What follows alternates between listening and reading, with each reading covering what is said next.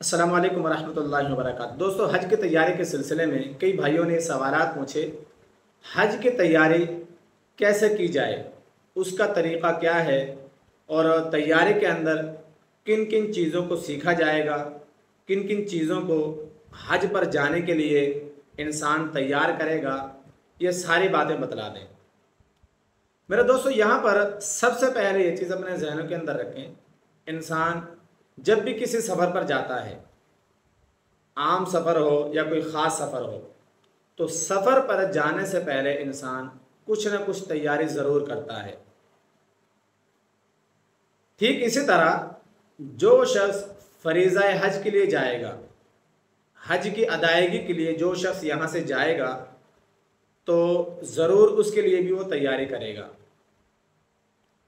उसकी तैयारी के सिलसिले में यहाँ पर यह चीज़ अपने ज़हनों में रखें। हज की तैयारी के लिए सिर्फ सामान ही को जमा कर लेना ये इंसान के लिए, हाजी के लिए काफ़ी नहीं होता, बल्कि उसके लिए उसके साथ साथ अपने आप को रूहानी तौर पर भी तैयार रखना, अपने आप को जिस्मानी तौर पर भी तैयार रखना, अपने आप को ज़हनी तौर पर भी तैयार रखना और अपने आप को माली तौर पर भी तैयार रखना, ये इंतहाई ज़रूरी होता है हर उस शख्स के लिए जो फ़रीज़ा हज के लिए जा रहा है, जो हज को अदा करने के लिए जा रहा है या उम्रे को अदा करने के लिए जा रहा है। उसके लिए 4 चीज़ों की तैयारी, सामान के साथ साथ 4 चीज़ों की तैयारी उसको मज़ीद करना पड़ती है। उसको पहले नंबर पर अपने आप को रूहानी तौर पर तैयार रखना। जाहिर सी बात है, फ़रीज़ा हज इस्लाम का एक बहुत बड़ा रुकन है, इस्लाम का एक अजीम रुकन है। जो शख्स इसकी अदायगी के लिए यहाँ से जाएगा तो ज़रूर वो उसके लिए तैयारी भी करेगा। तो सबसे पहले अपने आप को रूहानी तौर पर तैयार रखना, और रूहानी तौर पर तैयारी की 5 सूरतें हैं। पहली सूरत यह है, जो शख्स फ़रीज़ा हज के लिए जा रहा है, हज की अदायगी के लिए जा रहा है, उसकी जो नीयत है वो खालिस अल्लाह के रज़ा के लिए हो। अल्लाह की रज़ा के लिए मैं हज का फ़रीज़ा अंजाम दे रहा हूँ, अल्लाह की रज़ा के लिए मैं हज जैसा मुक़द्दस फ़रीज़े को मैं अंजाम दे रहा हूँ, खालिस अल्लाह की रज़ा के लिए। दूसरी सूरत यह है, हज पर जाने से पहले अपने तमाम गुनाहों से माफ़ी मांगना, पक्की सच्ची तौबा करना। हज पर जाने से पहले ये चीज़ ज़रूरी है, रूहानी तौर पर अपने आप को तैयार रखना। उसकी दूसरी सूरत यह है, हज पर जाने से पहले अपने गुनाहों से पक्की सच्ची तौबा करना। और तीसरी सूरत यह है, मनासिक हज। जाहिर सी बात है, आप हज की अदायगी के लिए आप लोग जा रहे हो, तो हज के जितने भी अरकान हैं, हज का जो तरीक़ा है, जो दुआएं वहाँ पर पढ़ी जाती हैं, जो अज़कार वहाँ पर पढ़े जाते हैं, उन तमाम को याद रखना, उन तमाम को सीखना, ये इंतहाई ज़रूरी है। और यहाँ पर चौथी सूरत यह है, हज पर जाने से पहले हकूक़ुल इबाद की अदायगी करना। जिन लोगों पर कर्ज़ है, हज पर जाने से पहले वो कर्ज़ की अदायगी करें। यहाँ पर एक बहुत अहम मसला है, क्या जिन लोगों पर कर्ज़ है वो लोग हज पर जा सकते हैं या नहीं जा सकते। तो बहरहाल ये बात मैंने पहले भी मैं कर चुका हूँ।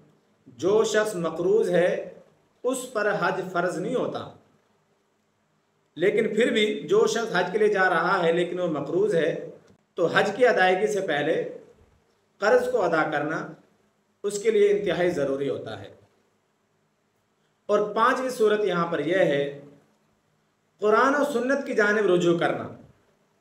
जो शख्स हज के लिए जा रहा है या उम्रे के लिए जो शख्स जाना चाहता है, तो उसके लिए ज़रूरी है हज पर जाने से पहले, उम्रे पर जाने से पहले कुरान और सुन्नत की जानिब रुजू करना, नमाज़ों का एहतमाम करना, रोज़ों का एहतमाम करना, और दीगर जो फ़राइज़ हैं इंसान के ज़िम्मे, उन तमाम को बखूबी सरअंजाम देना। ये इंतहाई ज़रूरी है। तो मेरे दोस्तों, हज पर जाने के लिए अपने आप को रूहानी तौर पर तैयार करना, रूहानी तैयारी करना, उसकी 5 ये सूरतें हैं जो मैंने आप लोगों को बतलाई। नंबर 1, खालिस अल्लाह की रज़ा के लिए हज अदा करना। दूसरे नंबर पर हज के मसाइल सीखना, दुआओं को याद रखना। तीसरे नंबर पर अपने गुनाहों से पक्की सच्ची तौबा करना। और चौथे नंबर पर हकूक़ुल इबाद की अदायगी करना।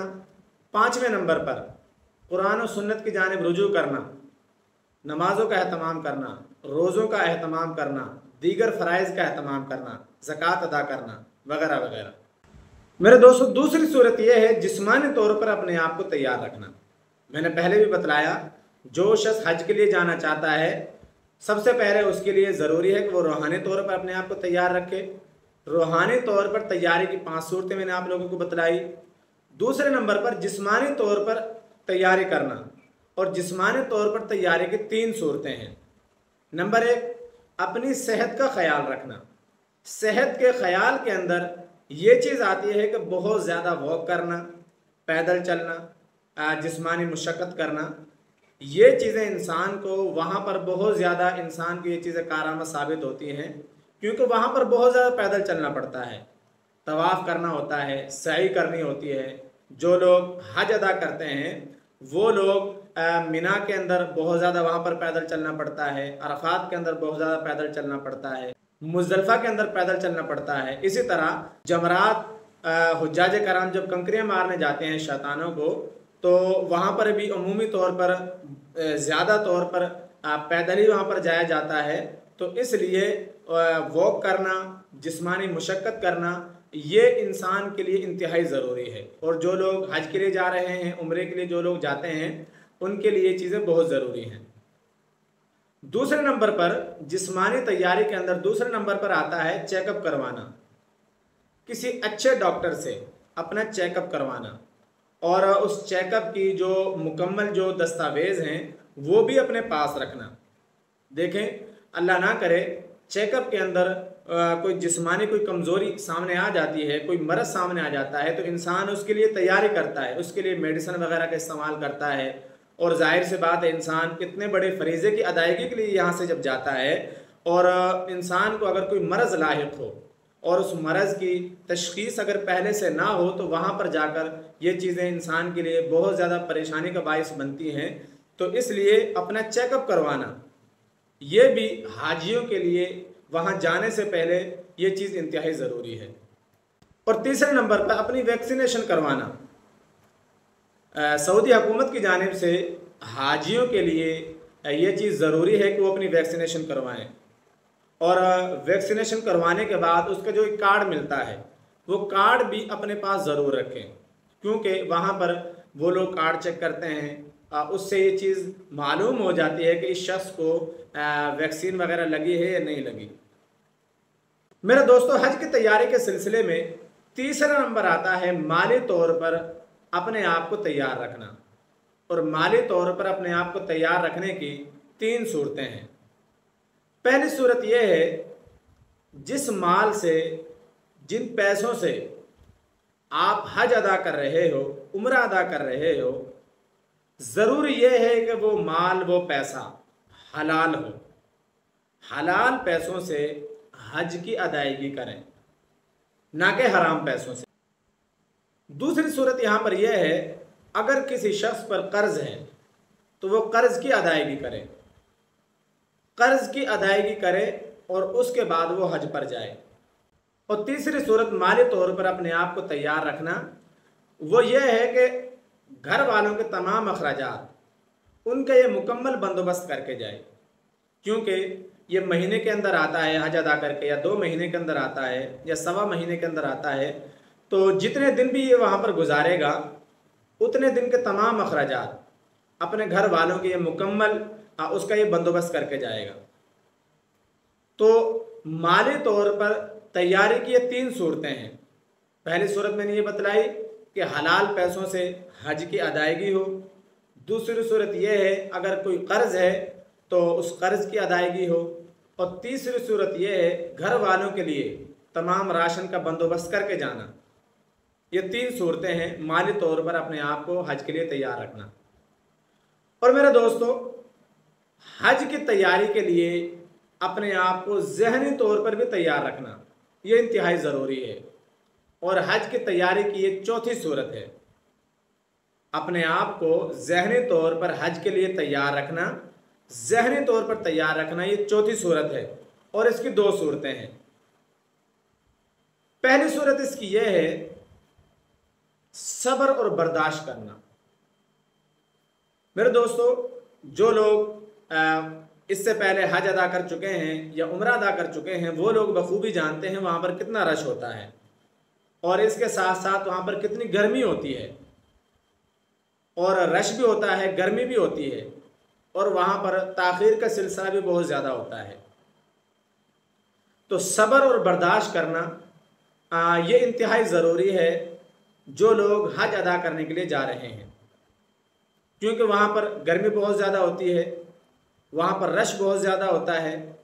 और इसी तरह बसा औक़ात ऐसा होता है कि आपको लाइनों के अंदर भी लगना पड़ता है। ताख़ीर वहाँ पर लेट इंसान बहुत ज़्यादा हो जाता है। जगह जगह पर वहाँ पर ये चीज़ों का सामना आपको करना पड़ेगा। सब्र और बर्दाश्त रखना, बर्दाश्त करना ये इंतहाई ज़रूरी है हाजी के लिए। और दूसरे नंबर पर दूसरे हाजियों के साथ उम्दा अखलाक के साथ पेश आना। ज़ाहिर सी बात है वहाँ पर मुख्तलिफ़ मिजाज के लोग आपको मिलेंगे, मुख्तलिफ़ रंग व नस्ल के लोग आपको वहाँ पर मिलेंगे। तो इसलिए उम्दा अखलाक के साथ हर हाजी के साथ पेश आना ये इंतहाई ज़रूरी है। तो ज़हनी तौर पर तैयारी की ये 2 सूरतें हैं। नंबर 1 सब्र और बर्दाश्त करना, दूसरे नंबर पर उम्दा अखलाक के साथ दूसरे हाजियों के साथ पेश आना। तो मेरे दोस्तों, ये 4 सूरतें हैं जो मुकम्मल तफसील के साथ मैंने आप लोगों को बतलाई। हर वो हाजी जो हज अदा करने का इरादा रखता है या उम्रा अदा करने का इरादा रखता है, तो अपने आप को जहाँ पर वो तैयार करता है, सामान की वो तैयारी करता है, सामान वो जमा करता है, उसके साथ साथ वो अपने आप को ज़हनी तौर पर भी तैयार करे। उसकी तफसील मैंने आप लोगों को बतला दी। अपने आप को माली तौर पर भी वो तैयार करे, उसकी तफसील मैंने आप लोगों को बतला दी। अपने आप को जिस्मानी तौर पर भी वो तैयार करे, उसकी तफसील मैंने आप लोगों को बतलाई। और इसी तरह अपने आप को रूहानी तौर पर भी वो तैयार करे, ये भी तफसील मैंने आप लोगों को बतला दी। अल्लाह रब्बुल इज़्ज़त से दुआ है जो मैंने कहा, अल्लाह रब्बुल इज़्ज़त आप लोगों को और मुझे इस पर अमल की तौफीक अता फरमाए।